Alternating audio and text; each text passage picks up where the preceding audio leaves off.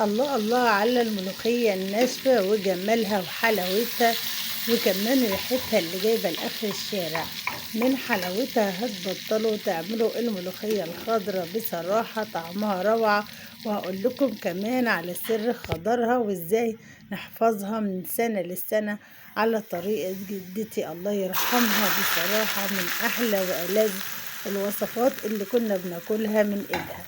اتمنى ان شاء الله ان انتم تستفادوا من الفيديو وان هو يعجبكم، ولو عجبكم الفيديو حطوا لايك كتير للفيديو، اشتراك للقناة، كمان فعلوا الجرس على الكل علشان توصل لكم كل الاشعارات الجديدة. وبشكر كل الناس اللي بتشترك معايا في القناة، وكمان بشكرهم على تعليقاتهم الجميلة. ديت الملوخية الناشفة طبعا بيكون في اوقات في فصل الشتاء ما بتكونش الملوخية الخضراء موجودة في السوق، في الوقت ده بنبدأ نستغل الموسم بتاعها وبنجفف أكبر كمية. طبعا بجيب الملوخية من السوق الخضراء، بقطفها وبغسلها مرة واتنين وتلاتة، علشان طبعا لو في طينة متعلقة بالورق بتاع الملوخية من الأرض، وببدأ أفرشها على ملاية في مكان ضلة.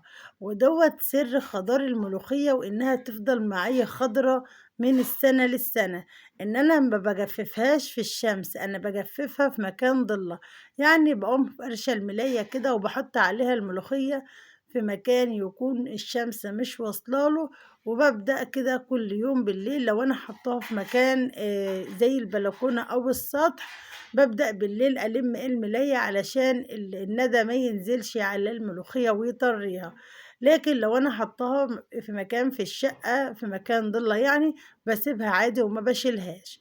طبعا بعد ما الملوخية الكمية اللي انا كنت عاملاها نشفت، فرقتها طبعا زي ما انتم شايفين ما شاء الله خضرة وجميلة. كمان انا ما عنديش المنخل اللي هما بينخلوا فيه الملوخية علشان يشيلوا منها القش اللي بيكون موجود في الاوراق بتاع الملوخية دوت. انا جبت المصفى دي اللي احنا بنصفي بيها عادي الطماطم او العصير، بيكون الفتحات بتاعتها واسعة شوية، وبدأت أفرك كده وأنزل بإيدي. ما شاء الله جميلة جدا وبتنزل معايا بكل سهولة. هبدأ إن شاء الله إن أنا أعمل الكمية دي كلها. ما شاء الله الكمية دي كانت كمية كبيرة، كانت حوالي أكتر من 10 كيلو من الملوخية. طبعا أنا كنت مقطفاها في فيديو، خزنت منها شوية خرطتهم بالمخرطة، وعاملة طريقة تخزين الملوخية الخضراء برضو بطريقة ممتازة جدا على القناة. هسيب لكم اللينك في صندوق الوصف.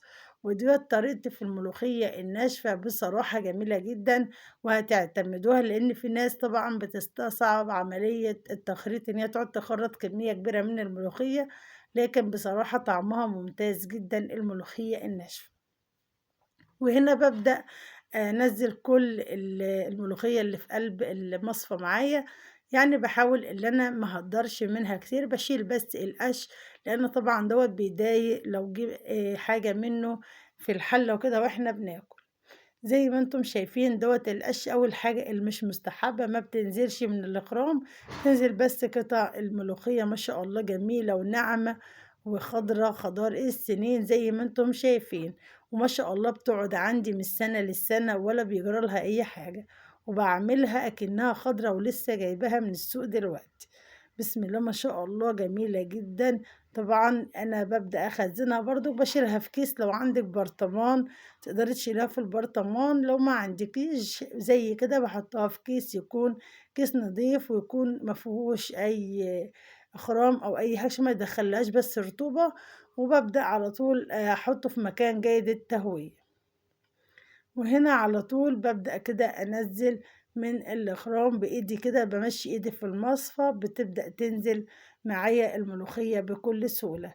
كمان الملوخية دي مشروع ناجح جدا جدا في البيت، تقدري انت تستغلي الموسم بتاعها وتقدري تنشفي كمية ممتازة، وكمان تقدري تبيعيها.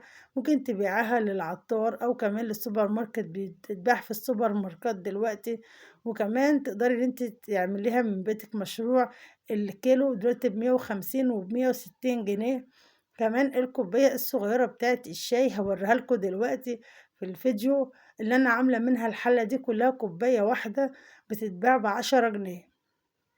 طبعا دي مشروع مربح جدا، يعني هيكسبك دهب لو انت استغليتي الموسم بتاع الملوخية دي عملت الملوخية دي في بيتك مشروع. ان شاء الله يعني ربنا هيكرمك منها، لان هي فعلا بتكسب ومشروعها ناجح وما بتخسرش، ومهما بتقعد عندك ما بيجرالهاش اي حاجة، هي بتقعد من السنة للسنة واكتر كمان، ما بيحصلهاش اي حاجة، ما شاء الله ممتازة جدا.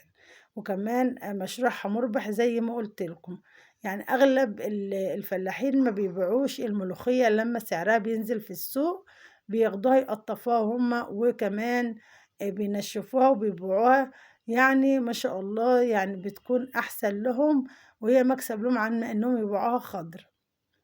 زي ما انتم شايفين كده طبعا انا ببدأ افرك بايدي علشان انزل الملوخية الناعمة، والملوخية اللي هي الورقات الخشنة او الورقات اللي فيها اللي هي في اعشاب ديت، ما بنزلهاش من اخرام بتاعة المصفى. تمام.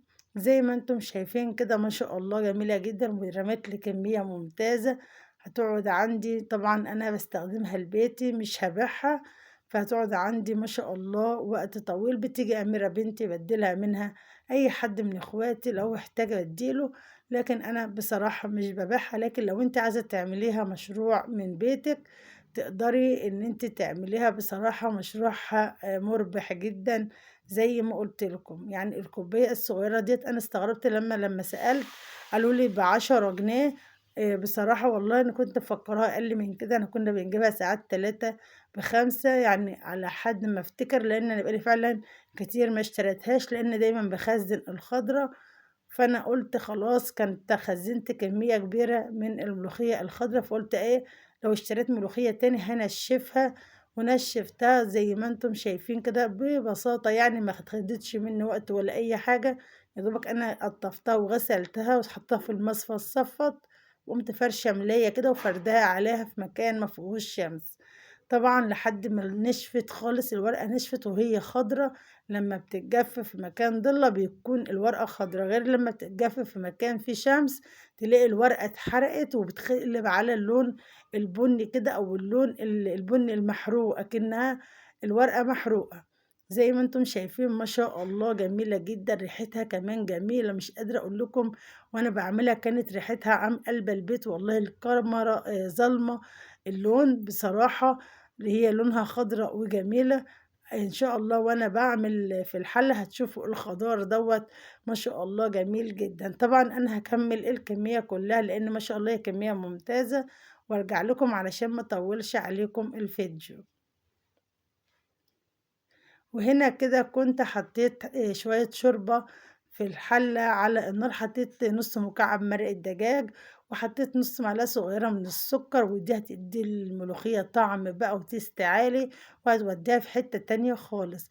الملوخية نص معلقة السكر يا مؤمرة هتسكر الملوخية؟ لا مش هتسكرها، بس هتخلي كل اللي هياكلها هيقولك انت حاطة في الملوخية دي ايه.